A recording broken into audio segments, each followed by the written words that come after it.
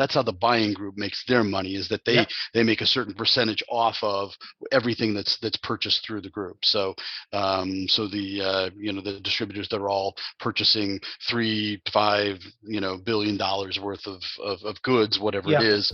The buying groups gets 5% or whatever it is on the of the overall, or maybe it's 10%. Growing a business requires a holistic approach that extends beyond sales and marketing. This approach needs alignment among people, processes, and technologies.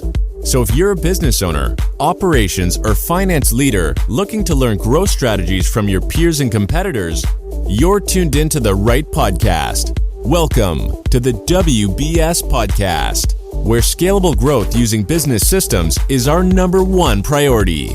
Now, here is your host, Sam Gupta.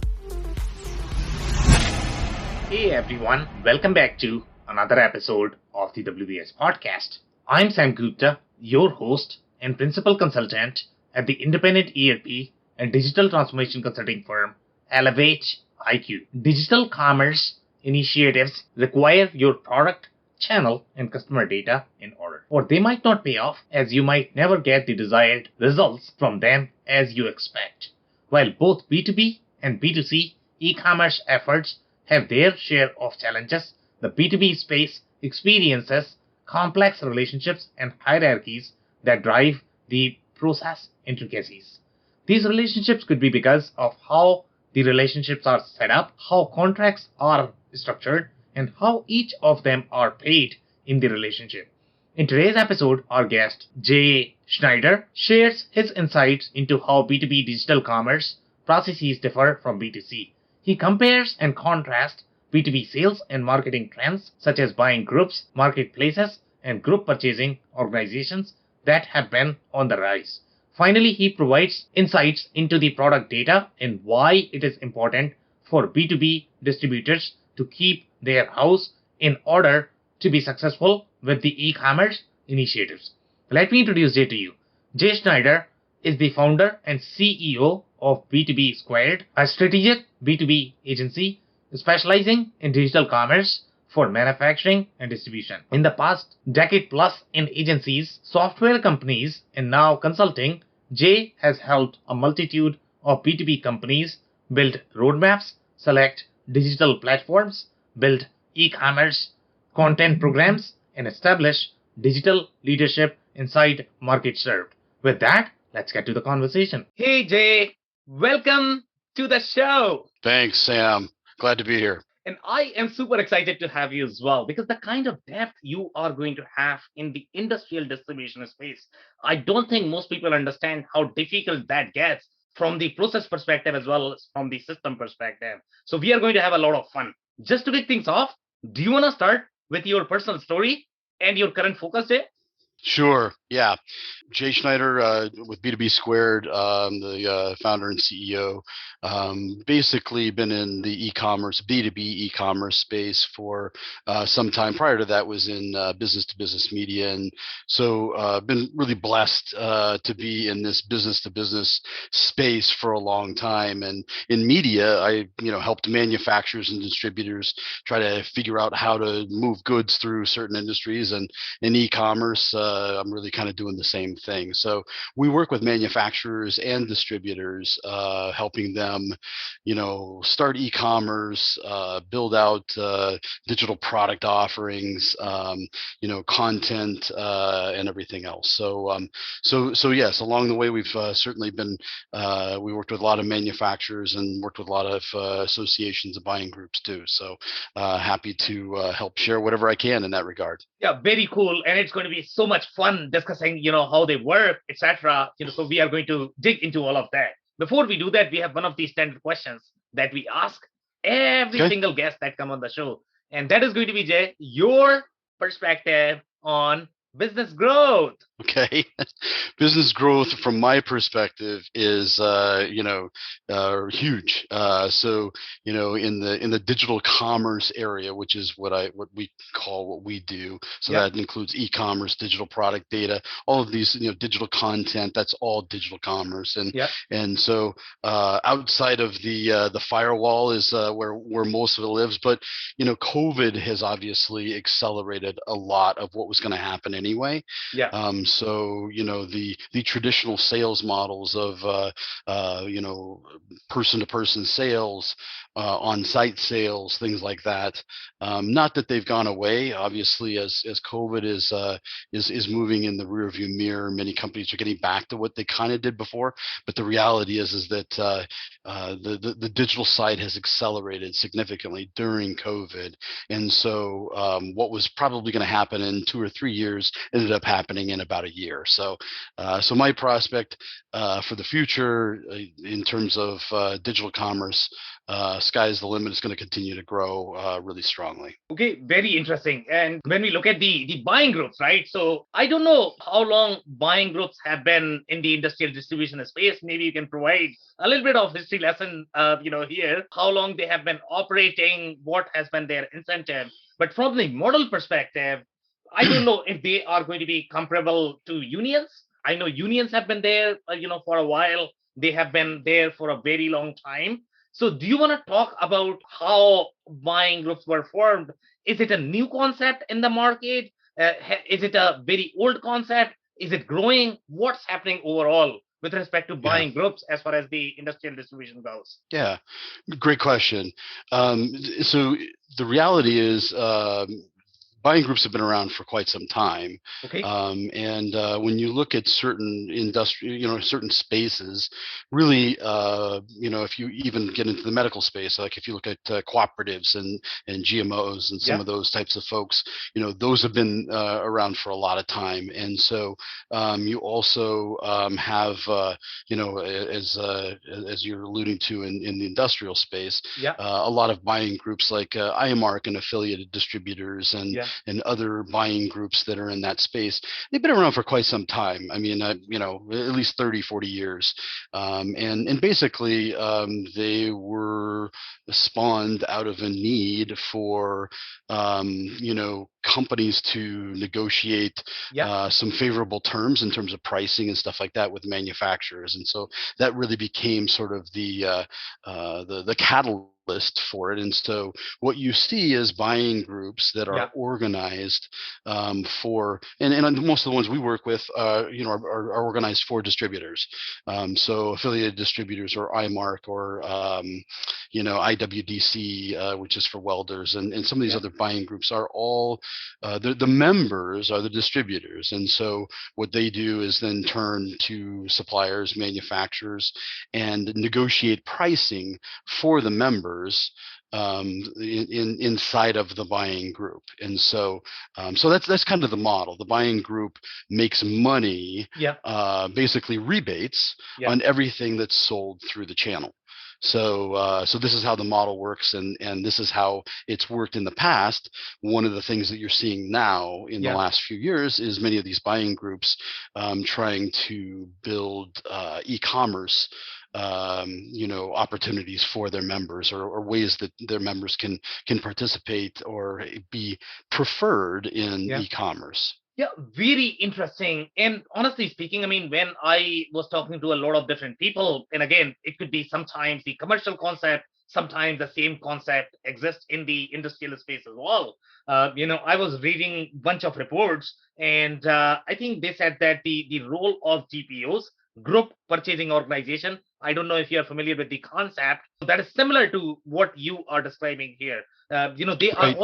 also buying group. I don't know if they act as sort of the association, or they are typically going to be slightly more commercial organization where they are going to offload the entire procurement. It's going to be more of the managed procurement that they like to do, but they are going to be sort of negotiating the terms. And the reason why they can do better job is because they are working with a lot of different customers. They are also working with a lot of different suppliers, and they are going to have their own system. So when, if you are a company and if you are, let's say, working with just one group, obviously you're not going to have as much data.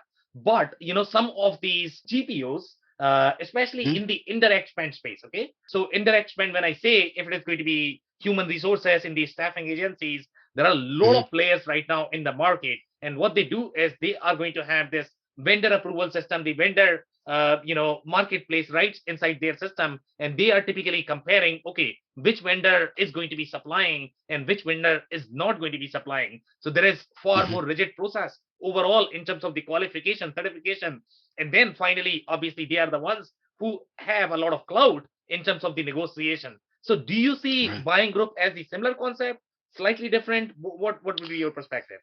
Fairly similar in that they are involved in the negotiation of pricing, Yeah, and they obviously represent a lot of different customers. So if we just take, for instance, yeah, affiliate distributors, is at one point in time had 6 different verticals. I think they have a couple more different verticals now, but yeah, their verticals were things like electrical and plumbing and yeah, HVAC and some of those areas. And over time, what they did was a little bit of research to find out, what is, for their members, what does the future look like, and what are the things that are potentially challenging for their members. And what they found was digital disruption was by far yeah, the greatest potential disruptor to their own membership. So yeah, so that's how they started getting into the e-commerce side. So the pricing gets negotiated, again, for the members. yeah, I don't know if there's an active role. I'm not involved in the actual procurement side of things from like a GPO perspective or anything like that, yeah, on that side of it. But I do know that from the buying groups like AD and IMARC, those prices are established, and what they've done in addition to that now is yeah, add in the product data. So they're working with suppliers to yeah, standardize taxonomies for certain, product groups, offerings, and basically across, I don't know, 10 different verticals. So I think there are millions and millions of SKUs now that they have enriched over time and now deliver to their 850 members. So affiliate distributors, to your point, yeah, has actually grown through this. Once they started the e-commerce program, they became a really attractive, opportunity for other buying groups who were too small to really make the investment. yeah. And so what they were able to do is affiliate distributors acquired them, and has acquired a couple of groups now, and basically just brought them underneath the umbrella of affiliate distributors. So yeah, it's been a great thing for the buying groups as well, because those who have been successful have managed to grow their own portfolio out of it as well.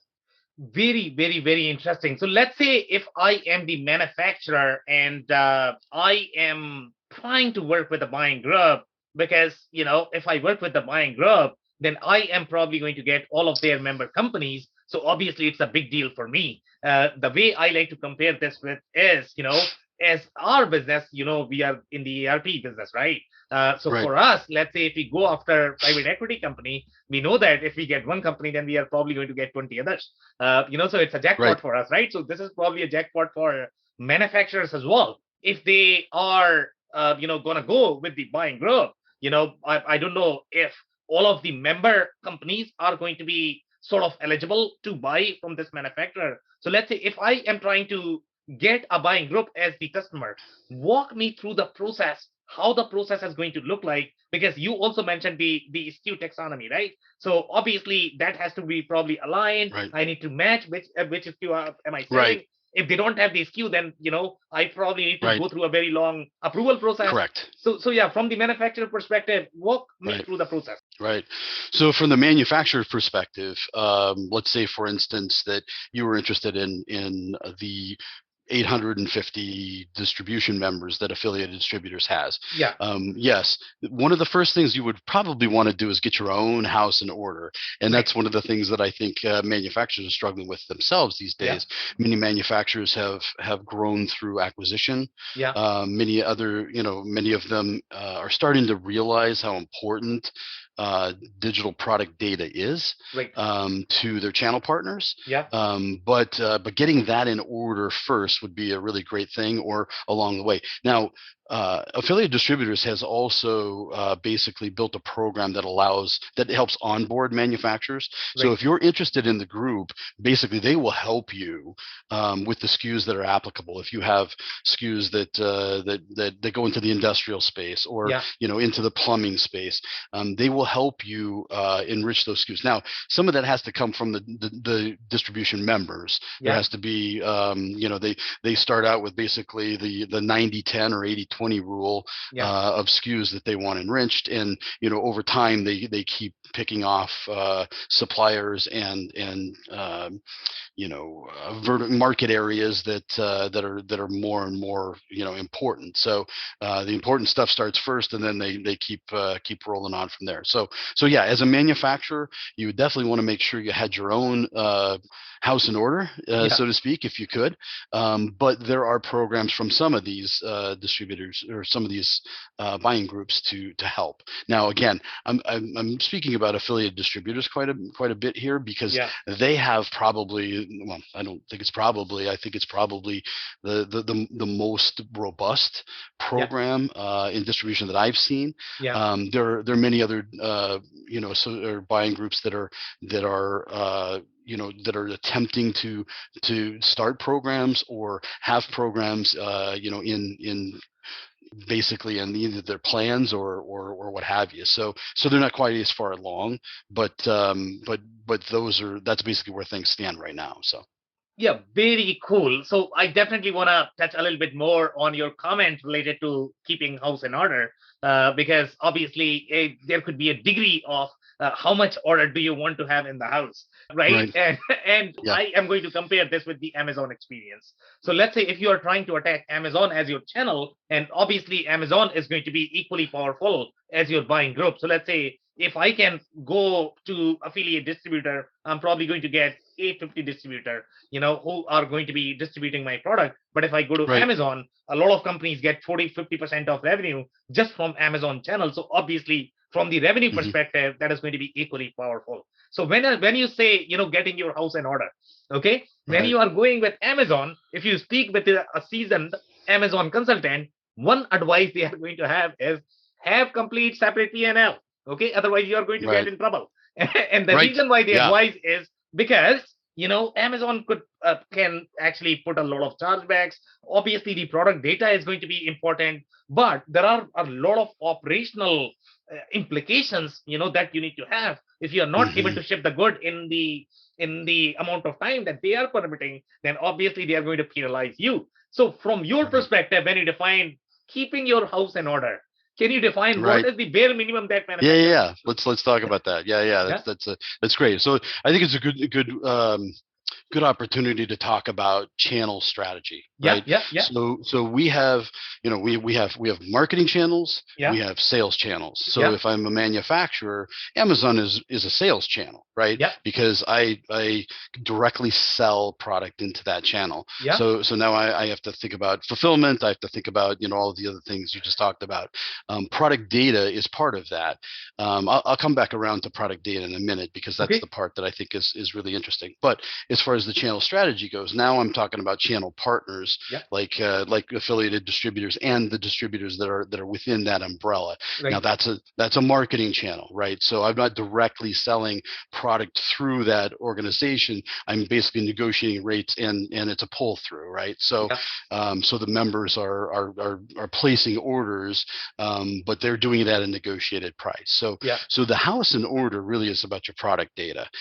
So if and I think Amazon is a really great example to compare and contrast what Yeah. it would take to be successful in each space.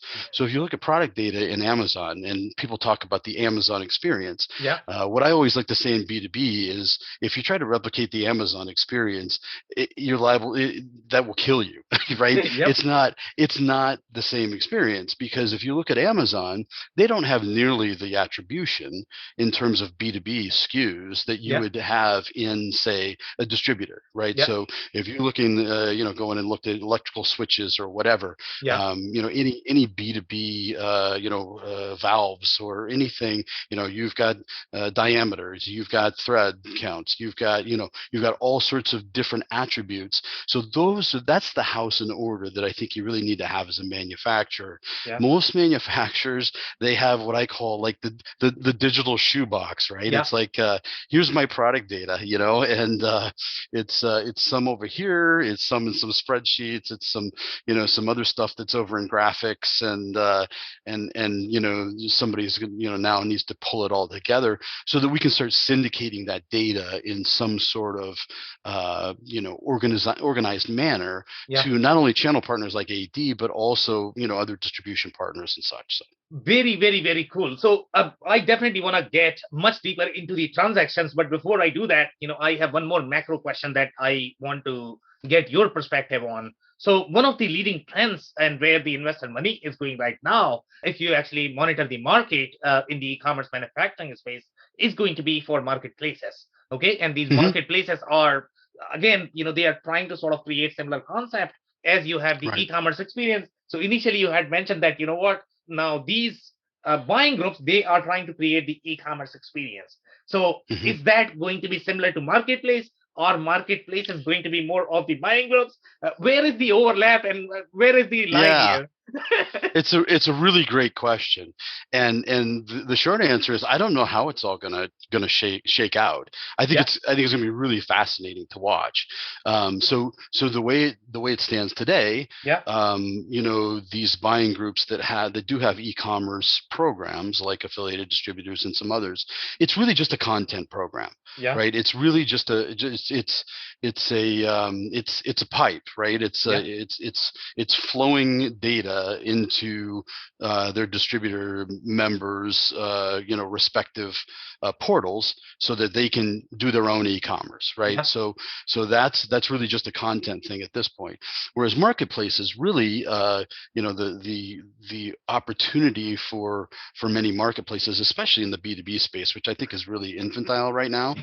I think you'll see a lot more of it, and that will look a lot more like Amazon sales channel than it will like a buying group, which is a marketing channel. So that's my prediction. We'll see how it all shakes out in the end. So very, very, very interesting the way you are defining the boundary between the sales and marketing channel, but they are actually charging the rebate, and they are, in my mind, they are more of the group procurement channel as opposed to the marketing channel. But you are positioning them as marketing, so that's very interesting perspective. Yeah. They only because a sales channel you would sell directly through, right? And so while there is sales that occur through a buying group, really it's more of a marketing relationship, because it's a negotiated price, and each of the members are doing their own fulfillment and their own direct buying with the manufacturers that are established as manufacturers that are in the buying group. So that's very interesting. So now let's go back to the transactions, and I really want to understand how the contracts are structured, how typically transactions flow for the buying group.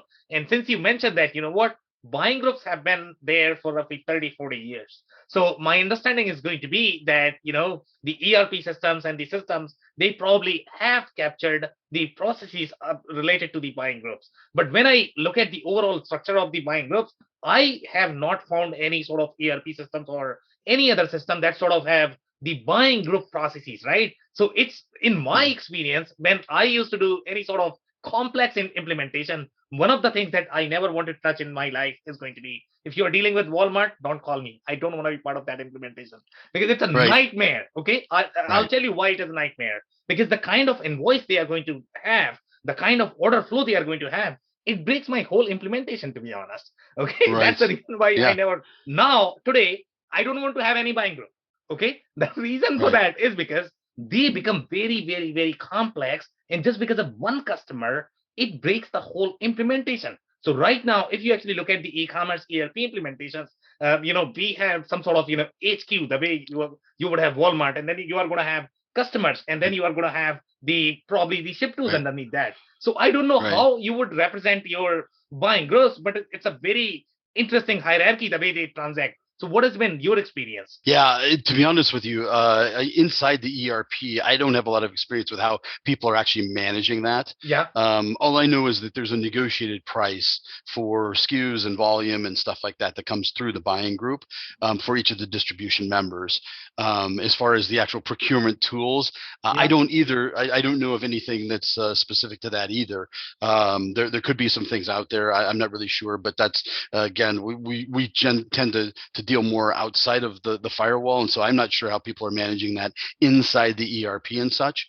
But yeah, the as far as the SKUs and their pricing and volume, discounts and other things, those are all kind of negotiated, similar to like a GPO or something like that in medical or whatever. Very very similar that way, I think.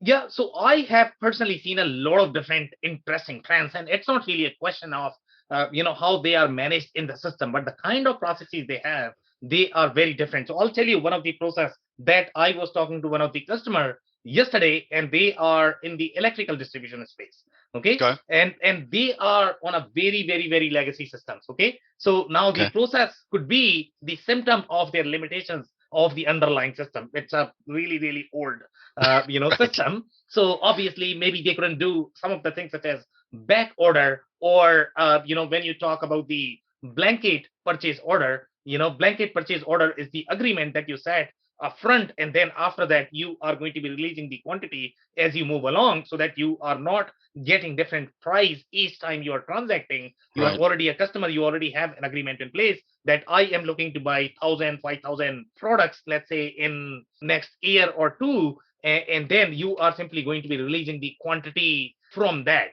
So now what these guys are doing, they have created a process called release. And I have never Okay. seen release term in the e-commerce space, to be honest. Okay. Maybe Oh you have wow. seen. Okay. So when No. you when you Huh? say release, okay, so typically that's going to be okay. You have the blanket purchase order that you are getting from your, I don't know, maybe buying group, because you have the negotiated price. I don't know Right. how in case of buying group, the order process is slightly simpler because their members are actually placing the order, and then you send Hmm. the invoice to your buying group. That's how the process works, Right.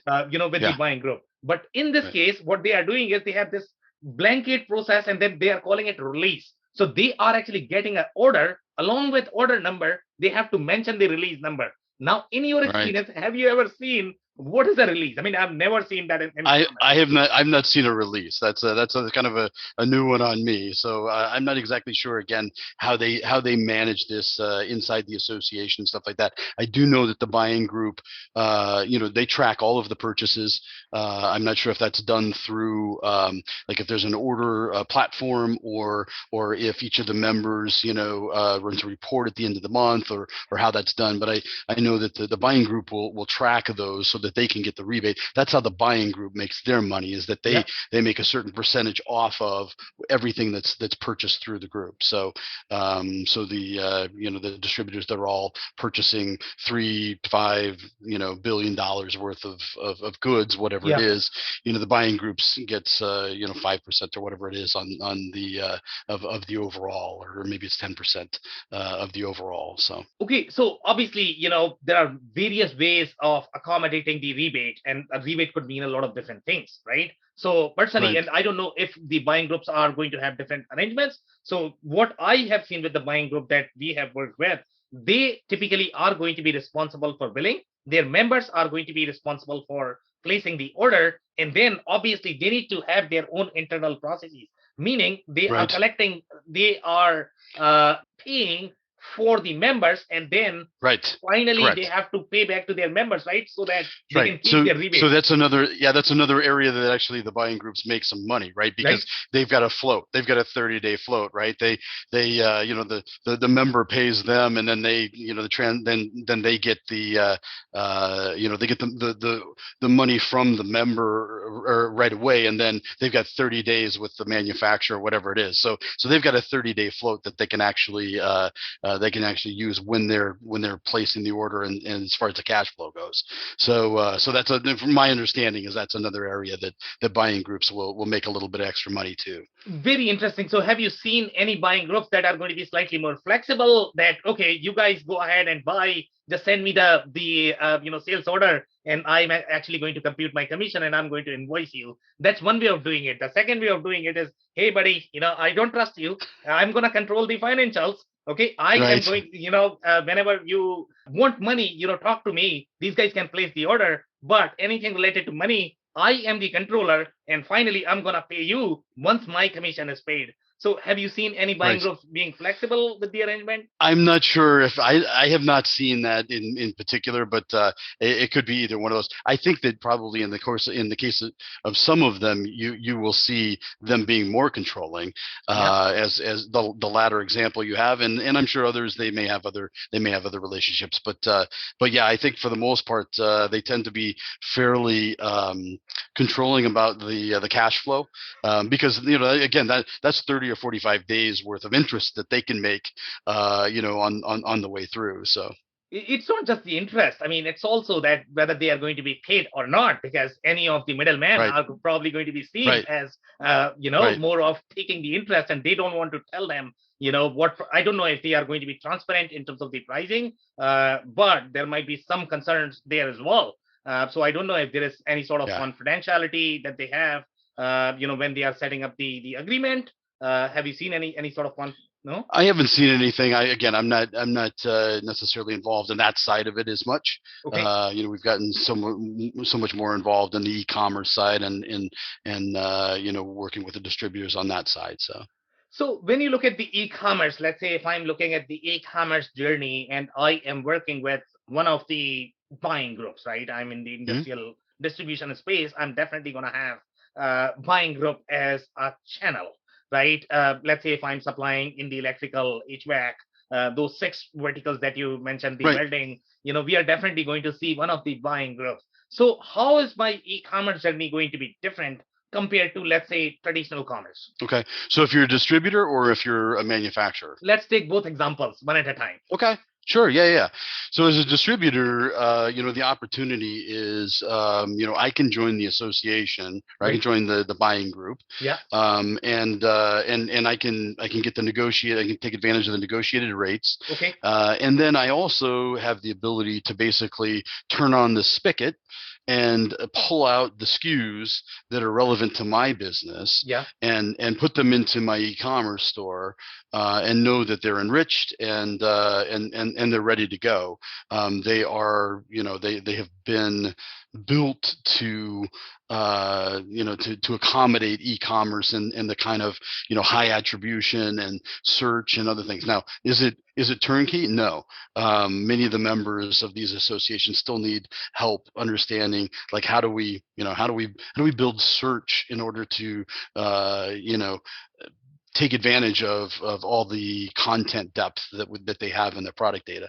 But that's the opportunity as a distributor. Now I have the opportunity to basically get enriched data for really a very reasonable contract every month, a subscription every month that the distributor pays. From the manufacturer's perspective, especially if I have whether I do or don't have great content, it's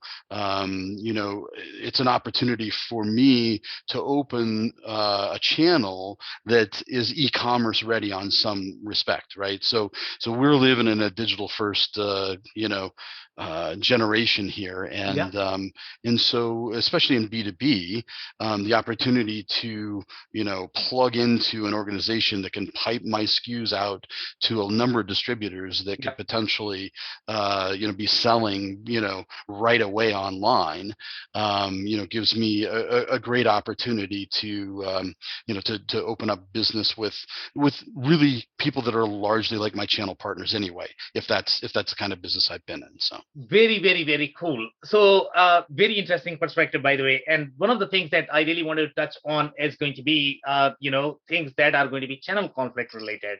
And when you have buying groups in the mix, typically what I have personally seen is these members are going to be buying from the manufacturers. So obviously the distributors are buying from the manufacturer, and after that, let's say if the manufacturer is DTC, meaning they are selling through Amazon. Okay, now what Hmm. these distributors are going to do is they might end up selling on Amazon as well. Okay, so sometimes Correct. what may happen is you have a real channel conflict there, right?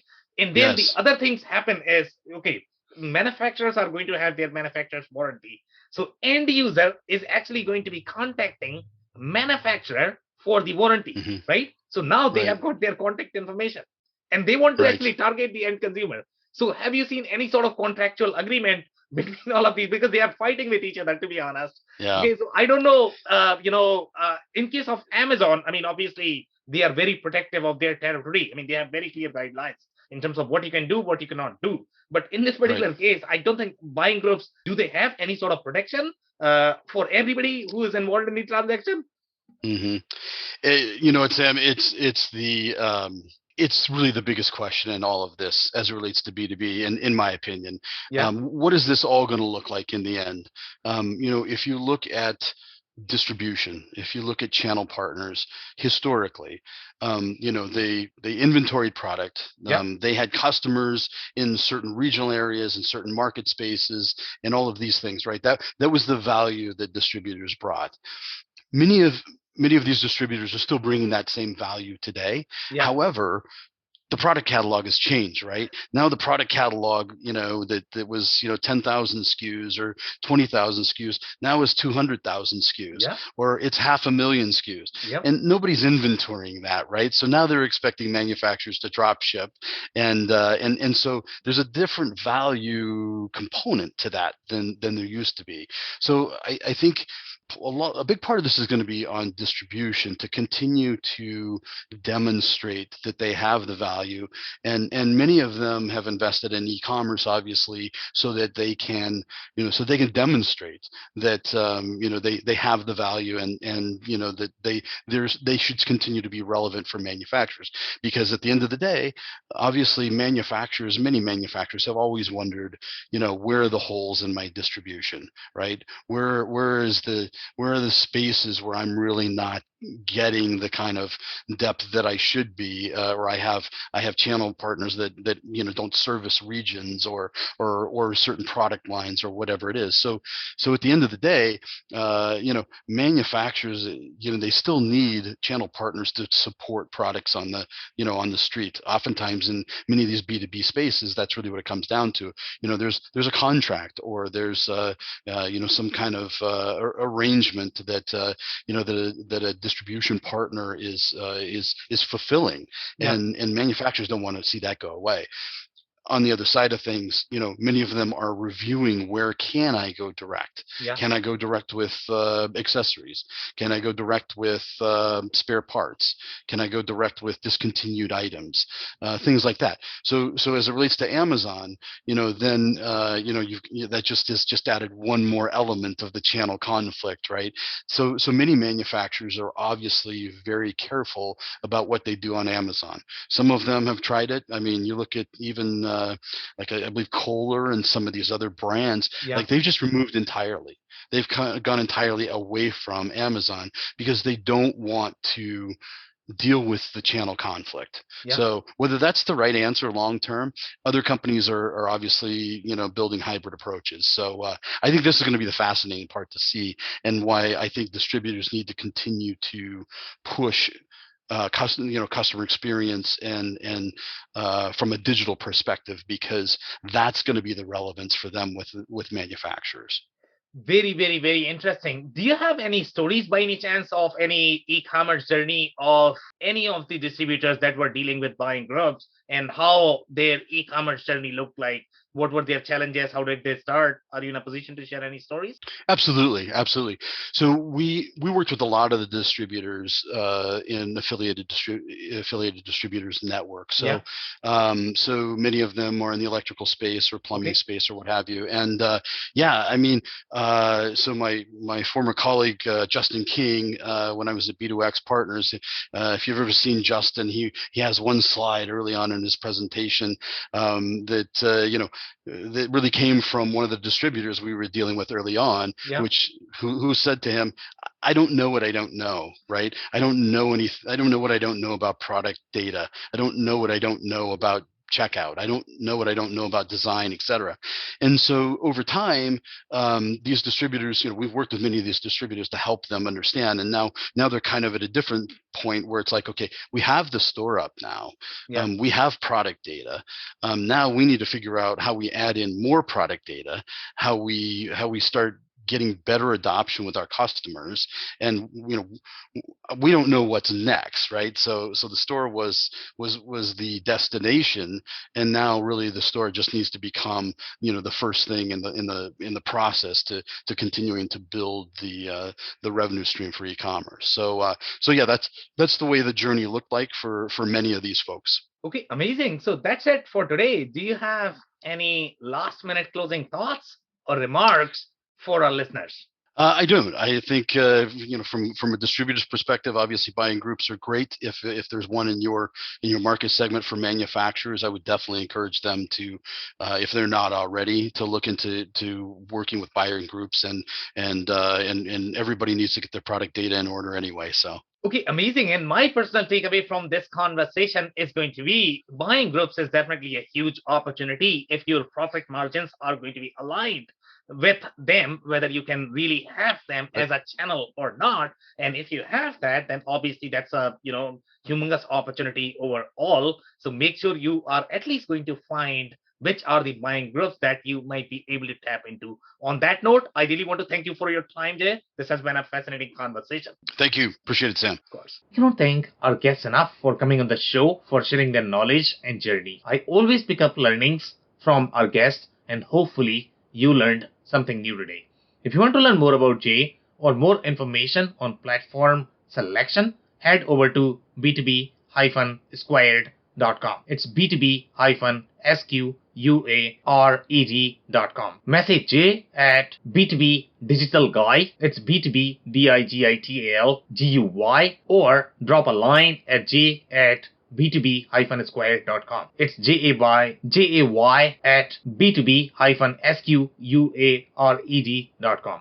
Links and more information will also be available in the show notes. If anything in this podcast resonated with you and your business, you might want to check other related episodes, including the interview with Ken Novak, who shares his insights on enabling self-funded operational plan for industrial manufacturers' digital journey. Also, the interview with Phil Kerper, who shares his insights into executing on DTC strategy.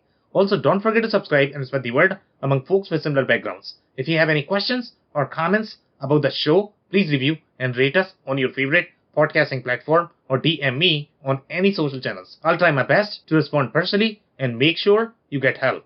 Thank you, and I hope to catch you on the next episode of the WBS Podcast. Thank you for listening to another episode of the WBS Podcast. Be sure to subscribe on your favorite podcasting platform so you never miss an episode. For more information on growth strategies for SMBs using ERP and digital transformation, check out our community at WBS.rocks. We'll see you next time.